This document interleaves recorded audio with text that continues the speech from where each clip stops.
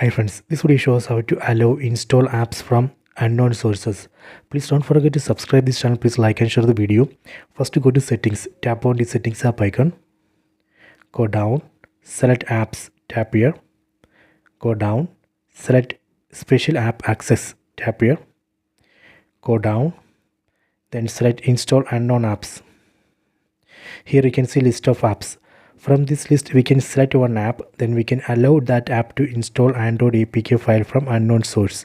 For example, let me select Google Chrome browser, then enable, tap here, done.